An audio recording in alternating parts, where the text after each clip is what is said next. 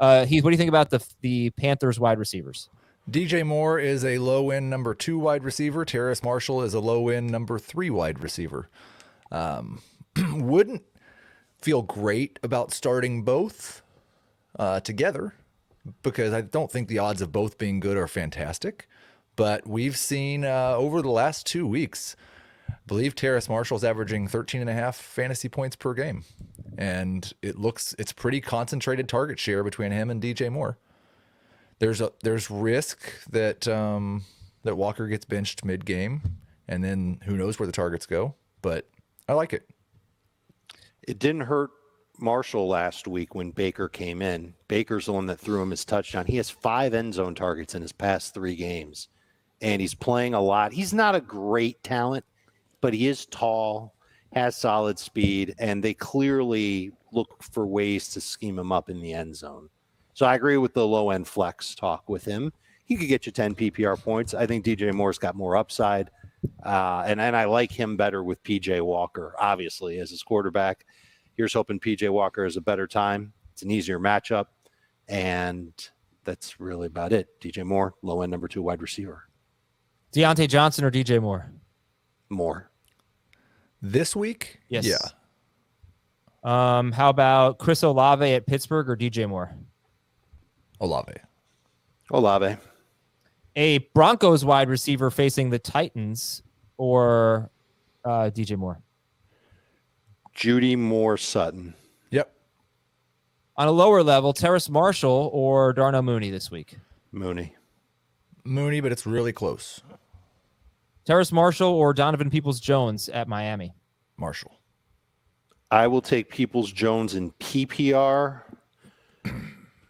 I think I might take him in non-PPR too. He's not really a big catch guy, DPJ. No, but he's got you that safe floor. It sounds better to say at least 9 PPR points per game. And I feel like the floor for Marshall, it's probably right around there, maybe a little bit lower. Where are you guys ranking Foreman and Hubbard? Dave, I see Hubbard is not in the rankings yet, but no, we've got to make a decision on him.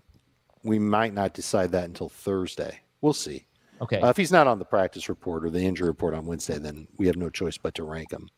I like Foreman. I've got him 16th in non-PPR. It's going to be around the same in full PPR. Number 2 running back will go down a little bit if Chuba Hubbard plays. Hubbard would be better in PPR than non-PPR, probably in that flex range, somewhere between 24th and 30th among running backs. Yeah, I think just looking at it, I'm probably going to be around 21 on Foreman if Hubbard's in the rankings, and Hubbard's around 30. It's going to be really tough with Chuba Hubbard and guys like Brian Robinson, Khalil Herbert, A.J. Dillon, Najee Harris. Would you start Deontay Foreman or Antonio Gibson? Gibson's at Philadelphia. That's entirely dependent on the status of Hubbard, but assuming Hubbard plays, I would go with Gibson in full PPR only. Okay. I think I'm taking Foreman either way. Foreman or David Montgomery against the Lions? Foreman either way. Dave, Foreman or David Montgomery? Foreman. Okay. All right. Sit PJ Walker. Sit Tommy Tremble. Mariota, 28 fantasy points last time. Anybody want to start Mariota this week? I do not. Bye week quarterback. Start Russell Wilson over him? I would. Tom Brady? I would. Aaron Rodgers? I would. I think I might just have to say, well, fantasy was good this year. Good run, good try. Mariota might have more upside. Atlanta running backs. Okay, so Cordarrelle Patterson versus Deontay Foreman. Who do you like better? Patterson. Assuming Hubbard plays, it's Patterson. If Hubbard, for some reason, doesn't, then Foreman. Yeah, the Falcons running backs, they average 27 rush attempts per game. Just the running backs. They lead the NFL in running back rush attempts. Yes, they are very good at running the ball. Yeah, so you could, like Algier, 4 teams on a bye. He had 10 carries last week, but Huntley also mixes in there. That's the problem. So if all the running backs play, would you rather have Chuba Hubbard or Tyler Algier? Chuba. I think I'll take Chuba in PPR, Algier in non. I think it's going to be really close between those two. Don't hold me to it. I might end up going with Algier. I'm impressed with how he played last week. I'm impressed with the amount of work. He's gotten at least 10 carries. I think it's like 6 straight weeks. Oh, right. But, obviously there's a big caveat there. Patterson missed 4 of them. Right, but he still had it last week with 10. Patterson there in a game that they were battling in and ultimately lost. Right. That was why I said, 27 rush attempts per game on average just for the running backs, where you can get 2 relevant guys. And you could and by the way, you could also get a big dud from Patterson if he stays at 13 carries and 1 catch. It's not exactly a great workload. He did have the goal line work. He scored 2 touchdowns, and he's just been really good.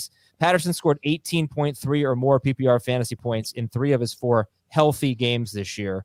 The Panthers allow the 3rd most fantasy points to running backs, 4.8 yards per carry to running backs. And also, we should just point out, I know the way you guys are ranking it, and it makes sense. Foreman ahead of Hubbard. Hubbard's missed 2 games. But 3 weeks ago, Hubbard had more carries and 1 more target than Deontay Foreman in the first 3 quarters of the game they played against Tampa Bay. They both were good. Hubbard had more work, though, and then he got hurt. So just throwing that out there. I'm guessing sit Drake London? Duh. Yeah. How about Kyle Pitts? Kyle Pitts has 5 end zone targets, which ranks 4th among tight ends, and 3 of them have been in the last 2 games. Start or sit Kyle Pitts? I have him as a sit. I'm nervous. He should have had another monster game last week. 5 targets, traveled at least 20 air yards, and he went 0 for 5. One of them dropped. Another one just outstretched of his hands. 3 more overthrown, but clearly targeted on all 5 of them. The one that was just outside of his hands, I'm talking like 6 inches. Like, he really should have dove for it. That was in the end zone. He should have had a huge game. You wouldn't have even thought twice about it. But I'm worried that the Falcons are going to say, okay, we can't trust them doing that anymore. Let's keep it short. He's back to being, for me, a touchdown or bust tight end. So you're hoping that he scores and gets you like 11 PPR points.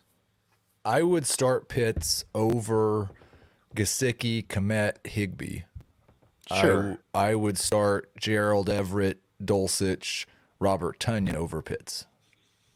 We'll disagree on Tonyan, but I agree otherwise. Freiermuth easily. Oh, for Easily. Sure. Dalton Schultz, TJ Hawkinson. Cade Otton. Heath does not have Otten ahead of Pitts. I think I've got them back to back, right? You have Morrow in between. Pitts, Morrow, Otten. Morrow. It's Morrow. According to every broadcast I've heard in the last 3 weeks. Is that a Cameron Brate thing? It's a little bit. It's also, I think, Cade Otton has like 2 catches for 12 yards floor, which I think is what he had Honestly, 2 weeks ago. Kyle Pitts has that. So does Kyle Pitts. has 5 Right, games. right. That's why he's ranked One in of the them's same playing range. Seattle. Yeah. Okay. And you actually, Evan Ingram or Kyle Pitts, guys. You both, as of right now, as I look, have Ingram 1 spot ahead of Pitts. Yep. Yeah. But I guess we have to wait for practice reports. Obviously, we don't have the Wednesday or Thursday reports, so check on Evan Ingram. But